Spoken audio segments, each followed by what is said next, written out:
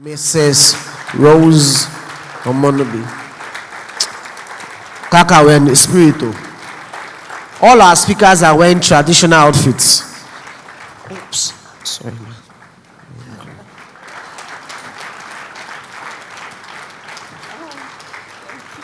It's the smile for me. Thank you so much. Thank you. Thank you very much. I'm very delighted to be here today, and I say thank you to Buki that invited me. I say I'm delighted. I don't attend your church, but I follow your church. I follow Covenant Church. I listen to Pastor Boju every Sunday, and I also watch your platform every October and December and May. So I know much about Covenant Church. So I am very delighted. I don't take it for granted. Thank you for inviting me. Okay.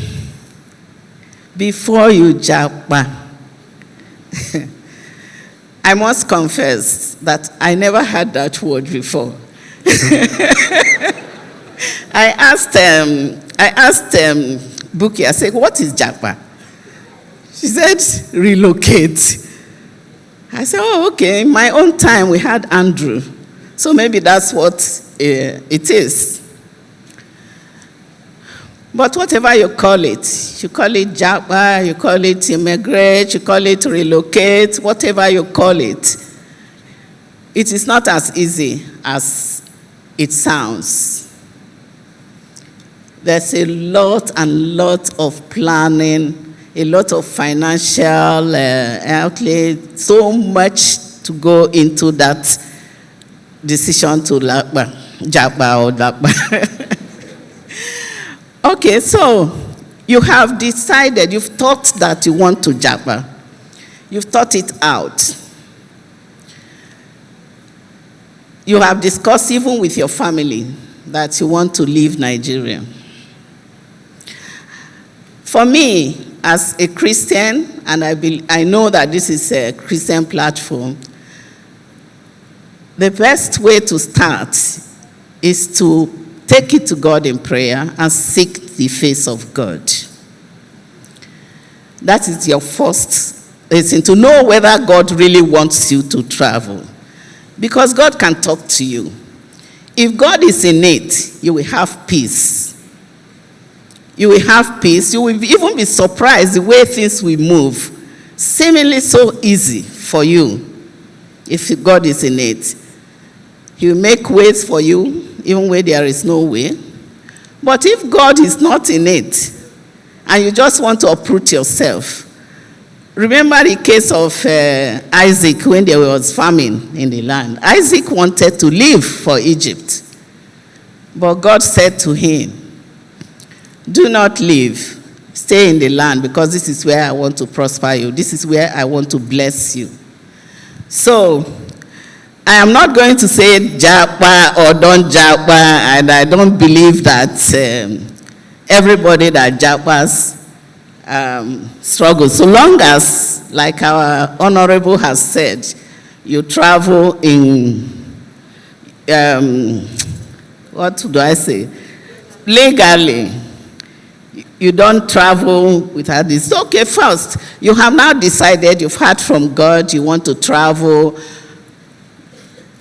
You have taken that decision to travel. There are steps that you must take if you want to travel. And the first step that you would take is you have to, okay, first of all, let me even ask you why you want to travel. Why you want to japa, not even travel.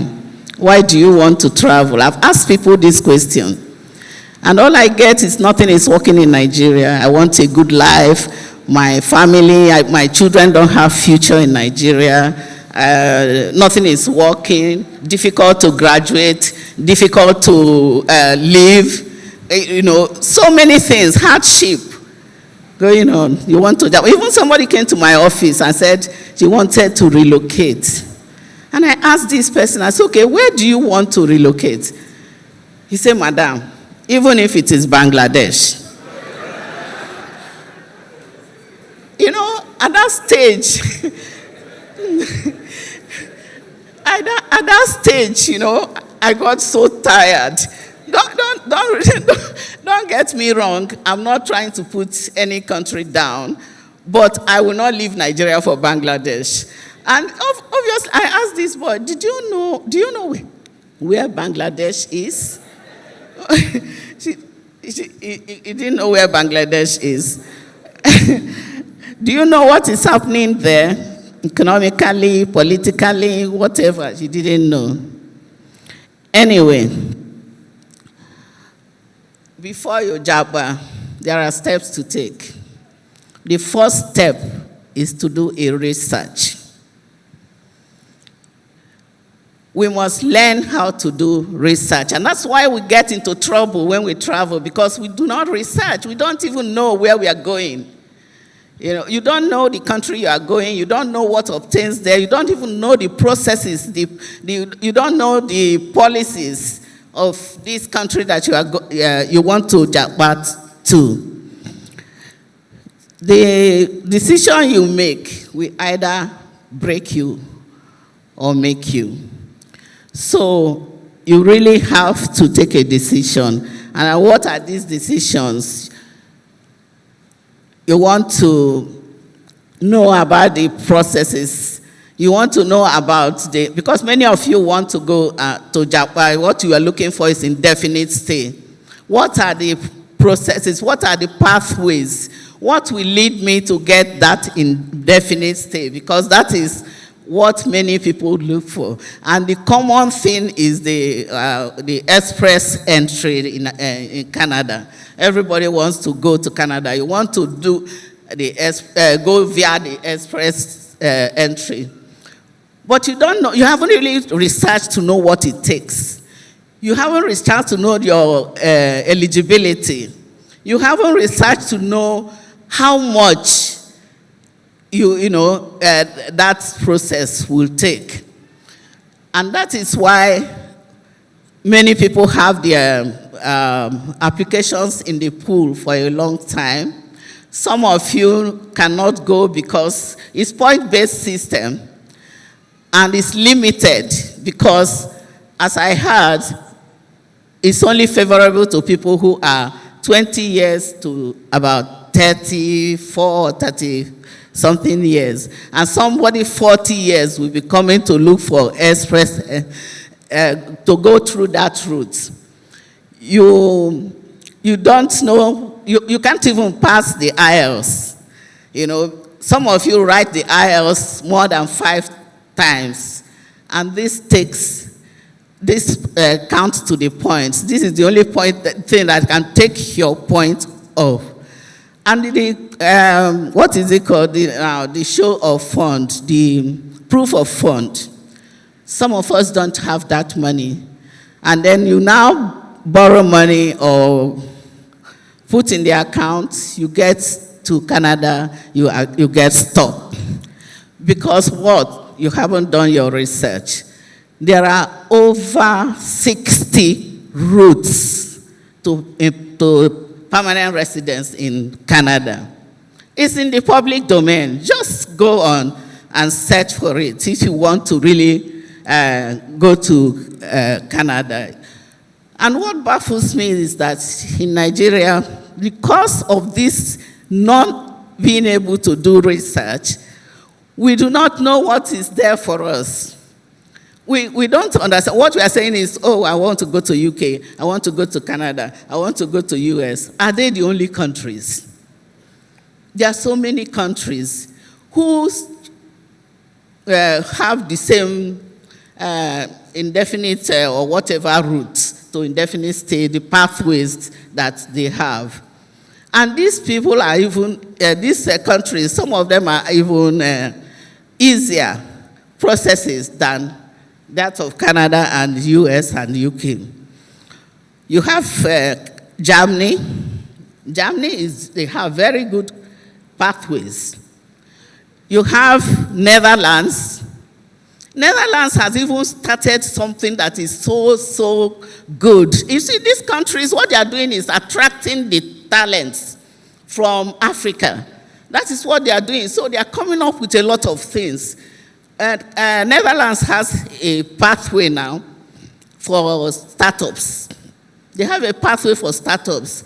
And all you need is for a startup company to identify your skills. Once he said there's no IELTS, there's no document, there's no proof of for nothing. He just says he wants you because he wants to use your skill. The company will just stamp your passport. Your wife will work, your children will go to school, but your salary is capped because it's just 2,500 euros they will paying you, but you have shares in the company, at least 1% shares.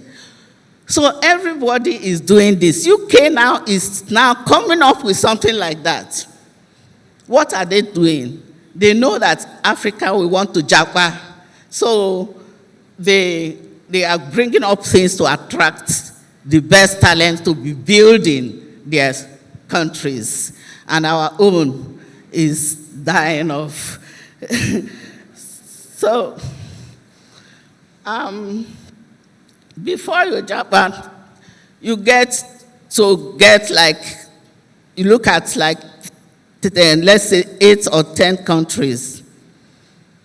You now begin to narrow your options. When you get to like 2 or so, you begin to look at what these countries will offer you vis-a-vis your aspirations, your career aspirations.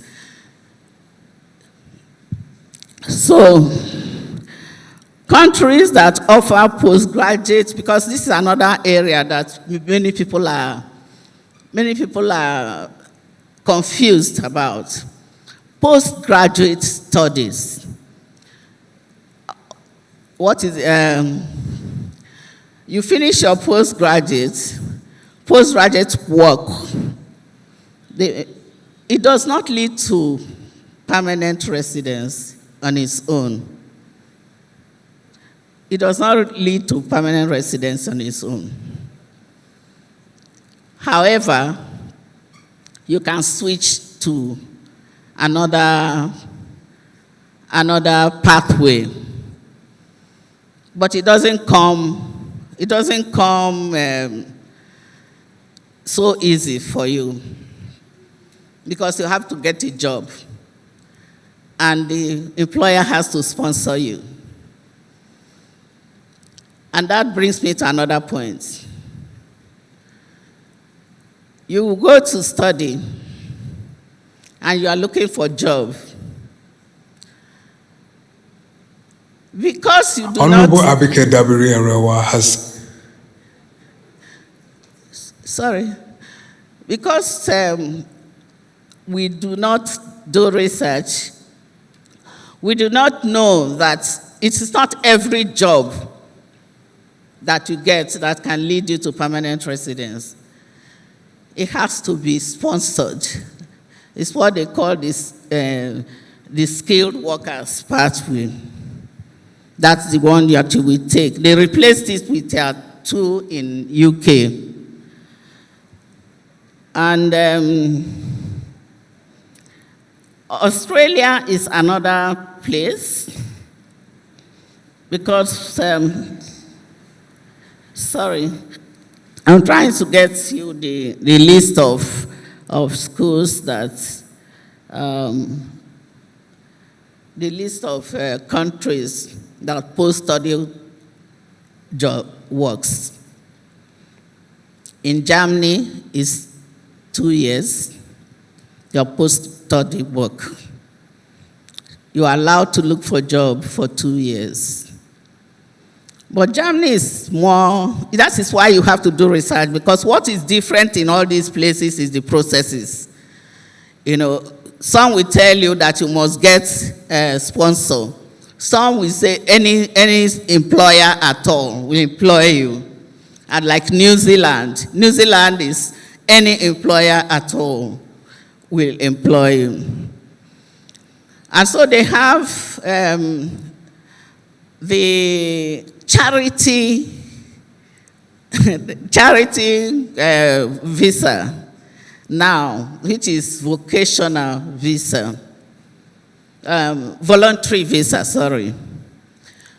Charity visa is just come out now. That's another way of taking our people out of the country. What it is that you, they are looking for help, people that will help them, carers, people that will take care of their old homes, people will take care of the whole houses. So they give them visa to come to UK on voluntary listening. They will not pay you salary, but they will pay you stipends. They will give you house. They will give you food. You will bring your spouse and your children. Your spouse will be able to work, and your spouse will be able to work. Your husband or whoever is doing the care or whatever cannot work. You just be doing the care because you can't do the full-time work. But you can do a job 20 hours a week. So these are the things that you find out when you research. What I'm telling you is in their website. It's there. It's not for you to come to me. I'm not an immigration lawyer. I am not an immigration consultant. All these are what I do in what I get to my job that I'm doing. To get a job, what do you have to do? Because the job will not land to you. If somebody says something that, oh, when you go to Canada, when you go to anywhere, the job is there, everything is there. If the job is there, they won't tell you to have the proof of fund. That proof of fund is to keep you before you get a job, to support you before you get a job. So the job is not automatic. If you want to get a job, you have to work for it. And how do you work for it? Your CV must sell you. There must be something about you that they are not getting from their own place. Because how will an employer pay for you to come to their country to work, if she's not going to gain anything from you?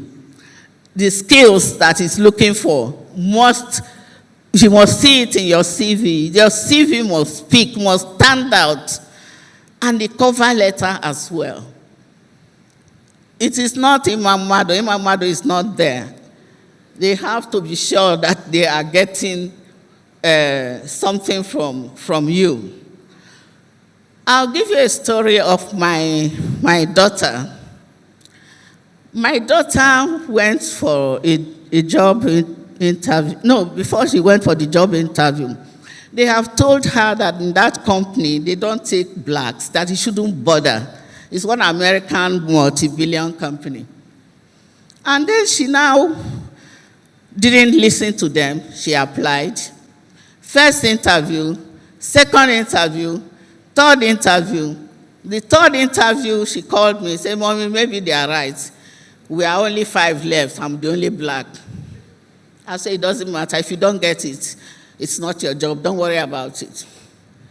2 days after, she came to me, Mommy, I got the job. I got it. Why? How? What's happened? They said it's my powerful covering letter that gave me that job. He said, Mommy, because they don't know God, I prayed. I said, yes, and God led you to put a powerful covering letter. Guess what was the covering letter? She described how she planned the father's 50th birthday. Nothing to do with she described how she planned the father's 50th birthday. And it will look so simple. You say 50th birthday. What has it got to do? But within that, they will see your organizational skill. They will see even the logistics, the budgetary, the networking, everything comes there. So there's nothing that is not important. I had gone to where they wanted us to market a school for their medical courses. And they got us to be tying the knot of the boot. I said, okay, what shoe knot? What has it got to do with medicine? Why are we doing all this? But there's something they are looking for there. The calmness, the details, because you are going to be a doctor, they want to know how your skills from that place. There's something they are looking for. As you say you want to be a doctor,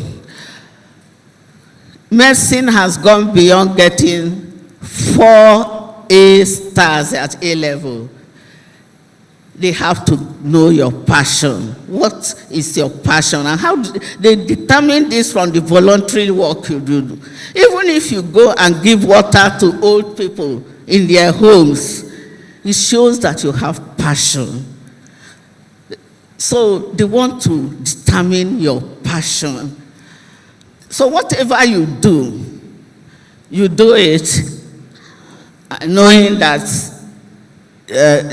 you will succeed as children of God. Well, people have spoken and said, I'm looking for my notes. People have spoken here and said, is the grass greener on the other side? That is my question for you today. What is it that they are not telling you about going abroad? People have gone and they have succeeded. A lot of Nigerians are doing very well. I went to a village in Canada. Only one black person is there, and he's a medical doctor. He's a cardiologist. So many Nigerians have gone out and they've succeeded, and so many of them have gone out and they have not succeeded because of the fact that they did not do research properly. Did not know where they are going. You are going to a university, you don't even know what the university is, you don't know the courses that you want to do. There are some people that will come to you and want you. They want to do postgraduate. They even want to do PhD. They want you to help them to write their what is it called? Proposal. Yes, statement of purpose. These are the things that make you excel. College statement of purpose, personal statement. The recruiter is not seeing you physically. That is what they see. And that is what tells them everything about you. How many of you have LinkedIn page? How many of you have a very powerful profile in your LinkedIn? Rather you go to Facebook, you go to Instagram, you post rubbish, but you go to LinkedIn and no, but that is true. This is a professional platform where you should sell yourself. You are looking for a job. Even in Nigeria, you are looking for a job. You just sit down and think the job will come to you. These are the things that you should do to get into that skilled workers visa. Because the postgraduate work will not give you the visa direct. You have to get it like that. Okay, now, is it greener, as they say, outside? What are they not telling you? What they are not telling you is that you may earn so much. My daughter earns so much. But the bills, the tax, the everything, they can tax the hell out of you. The what is it called? The council tax, electric bill, gas bill. You are paying tax to support those that cannot work. So by the time you finish, you can't even save the money you are getting because you are paying bills and tax. There is culture shock. There's emotional trauma. You have to guide against your mental health. There's loneliness. You can stay in your house for you can stay here for 1 month. You haven't even seen anybody to talk to. You get depressed. So you have to continually protect your mental health. Okay, you have traveled, you have kids that you travel with. Daycare, to put your child in a care in London is about £1,000 for one child. In Canada, it's about $300 or whatever to leave your child in the care of somebody. These are the things that they are not telling you. And the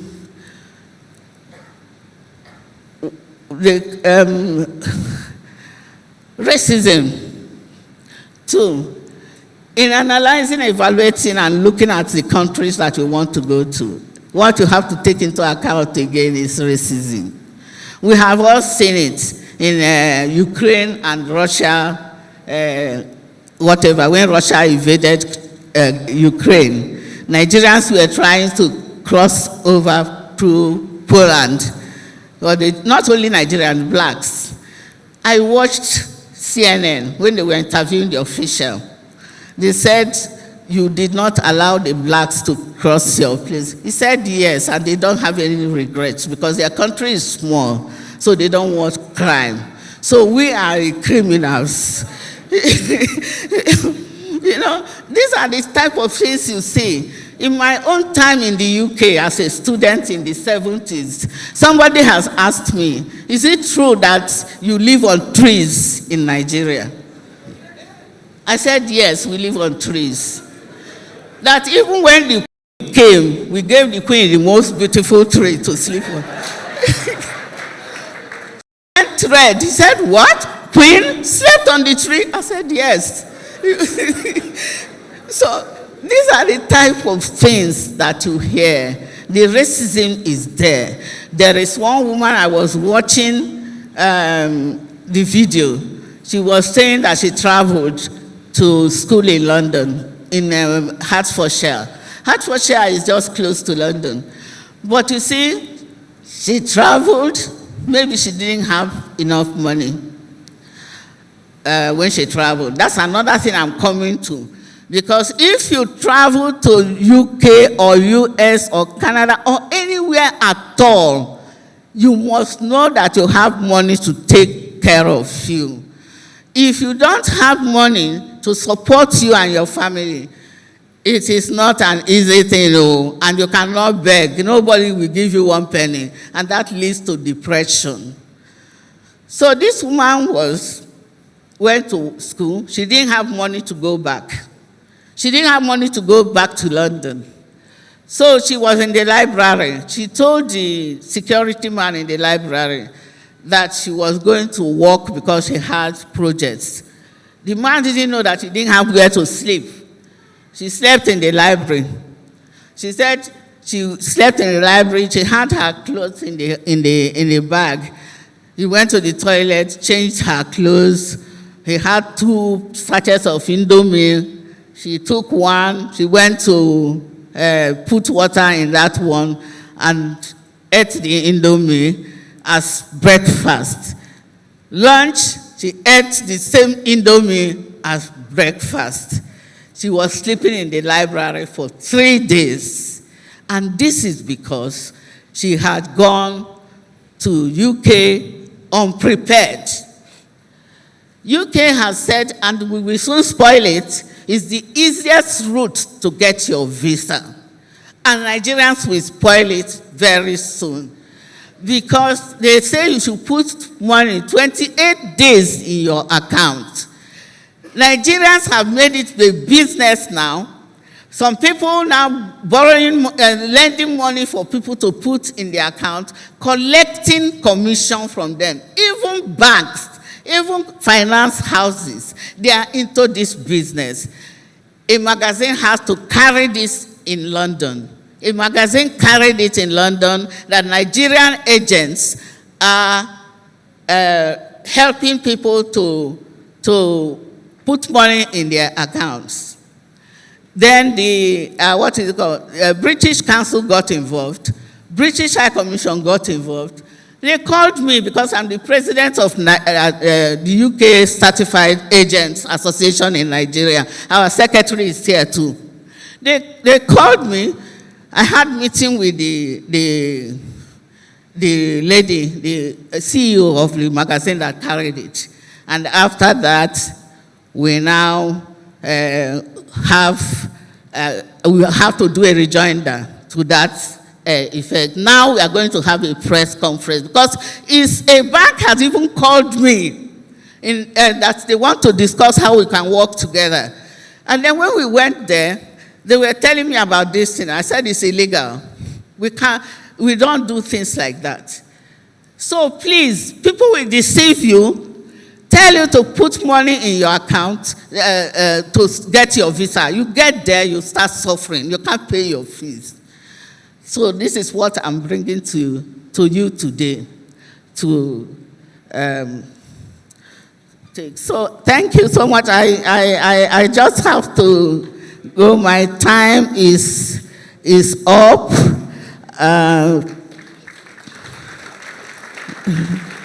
Thank you so much. Thank you for listening. Thank you.